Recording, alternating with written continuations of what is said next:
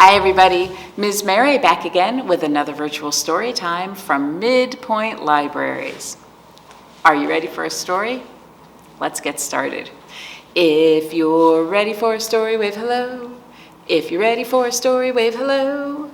If you're ready for a story and you want us all to know, if you're ready for a story, wave hello. Hi everybody.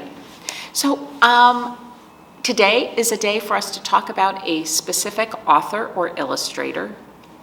I'm sure you remember, but for first-timers, we're going to review that the author is the person who writes the words for the book, and the illustrator, such a big word, the illustrator is the person who makes the pictures for the book. And today's illustrator, or author, rather, today's author is named Minh Lee. Okay, so the first book that we have is, well, kind of tricky because there are very few words in this book. So what I really like about it is the story that it tells, and most of it is in pictures. Okay, alrighty. So this book is called Drawn Together, and it was written for us by Minh Lee and illustrated by Dan Santat. All right. So, Drawn Together. Now I'm going to point out that when we see the words drawn together, the letters are written a little differently than how we usually write our letters, aren't they? Like the G looks a little different, and the H has like a thing coming off the top. And the reason for that will become clear in just a moment. So here it starts with, there are very few words in this, so I'm going to tell you what I think I see, but if you think it says something different, you let us know. So here we see the boy ringing the doorbell. I think he's come over to Grandpa's house. See Grandpa's big smile. And they greet each other by bowing. Wave goodbye to Mom. And the boy comes in. Now look at his face. Does he look excited to be there? Grandpa looks excited to have the grandson. Grandson, not as much. And they sit down to eat with food that looks familiar to most of us in the United States, and food that's maybe a little bit different. And they eat their food. And the boy says, "So, what's new, Grandpa?" And Grandpa speaks, but I can't read what those words are because it's written in a different language. It's not written in English, and English is the only language that I can read. So the boy says, "So what's new, Grandpa?" And Grandpa says, I'm reading where it's written down over here, "How are you today?" And they just kind of look at each other because they don't understand what the other one is saying. So they sit down to watch a movie.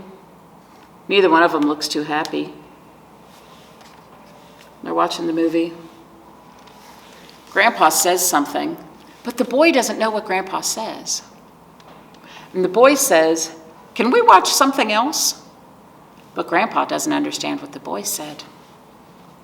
Actually, what Grandpa said was, "Do you want to watch something else?" But the boy doesn't know that. So they both keep watching. He doesn't look like he's having any fun. He doesn't look like he's having any fun. So the boy leaves the TV and he goes over, right? Opens up his backpack and he starts drawing. I think he drew a superhero. And you can see here, Grandpa has a question mark next to his head, like he's wondering what's going on. And now look at his face down here. "Oh," he says. So he goes and gets some things and he pulls out his sketchbook. And here the boy says to us, "Right when I gave up on talking, my grandfather surprised me by revealing a world beyond words. And in a flash, we see each other for the first time." This is the style that the boy draws. This is the style that Grandpa draws. Isn't that interesting, the different styles? And look at the faces on these characters. You've got the boy, you've got the grandpa. All the things we could never say in words come pouring out. And we build a new world that even words cannot describe. Look at those pictures. Aren't those wonderful? But just when we're closer than ever,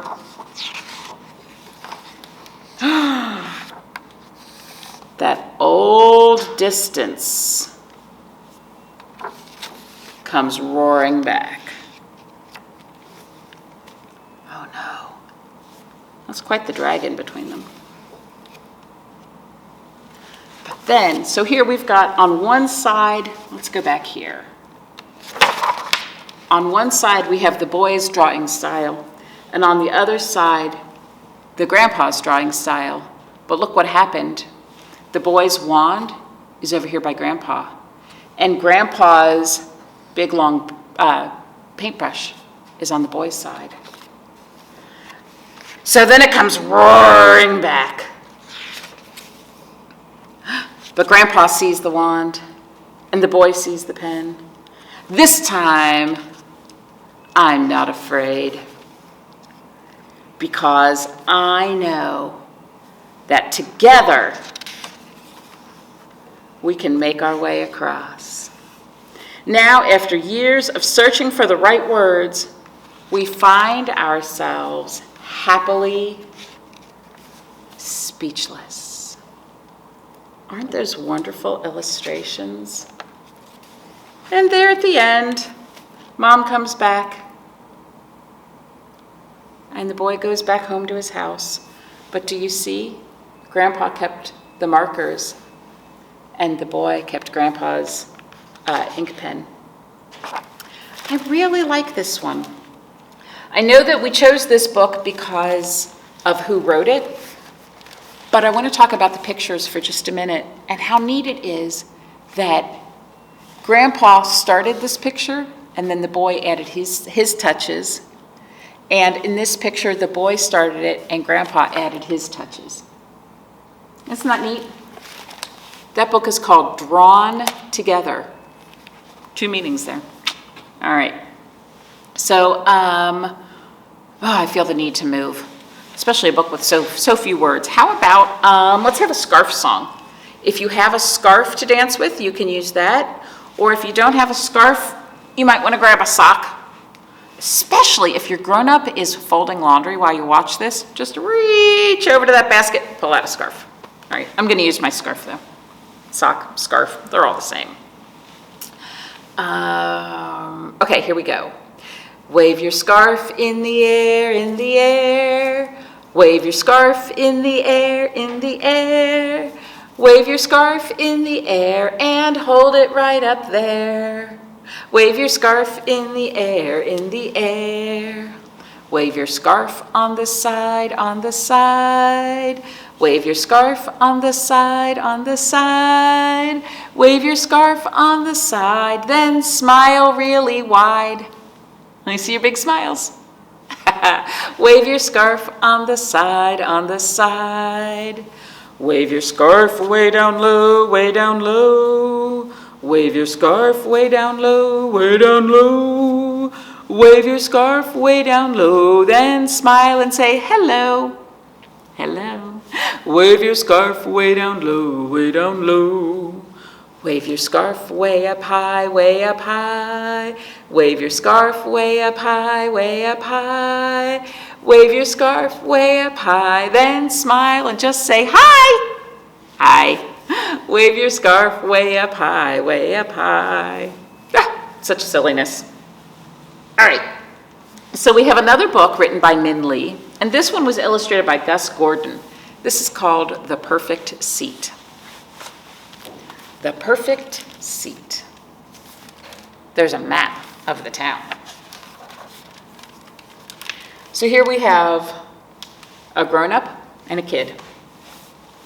And the kid says, "Can you read to me?"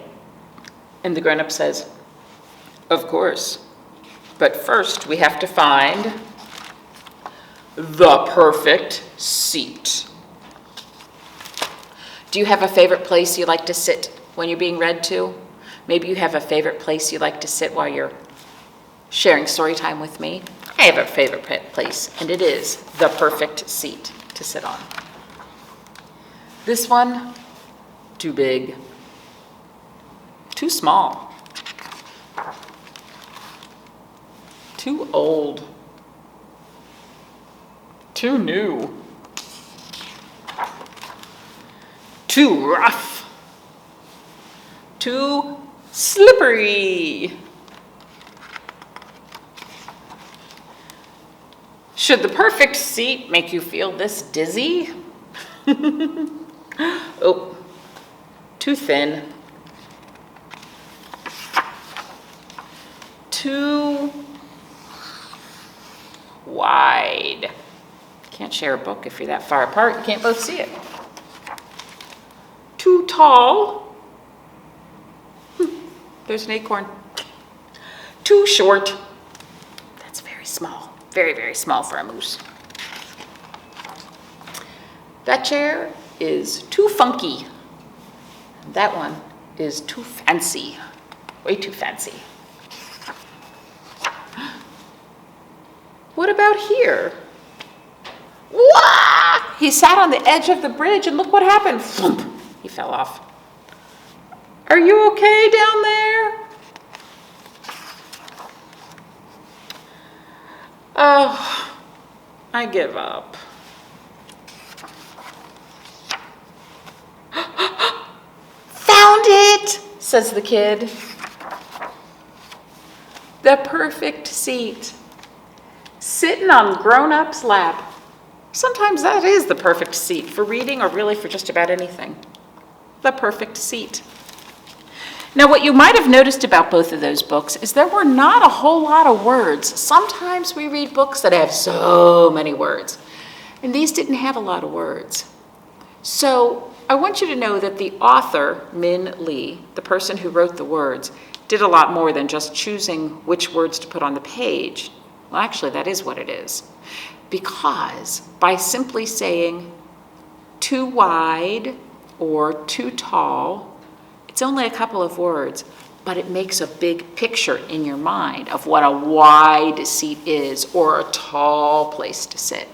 And that's one of the really important things that authors do when they write, is they choose words that make your imagination work. That's right.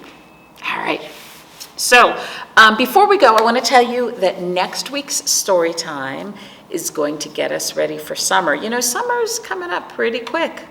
Your big brothers and sisters might be finished with school soon. They might even be finished already. I don't know. But soon we're going to be talking about summertime at the library. So next week, I'm going to tell you all about our summer reading program. We'll share a story and I'll tell you about what's coming up for all of summer. All right? Let's see, what's a good thing for us to do? We looked at drawing pictures with a grown-up and finding a good place to read a book with a grown-up. So those are two good things for you to do, huh? That came from our books? All right. Are you ready to sing our goodbye song? Let me see you wave. Let's go. See you later, alligator. After a while, crocodile. Give a hug, ladybug. Blow a kiss, jellyfish. See you soon, big baboon. Out the door, dinosaur.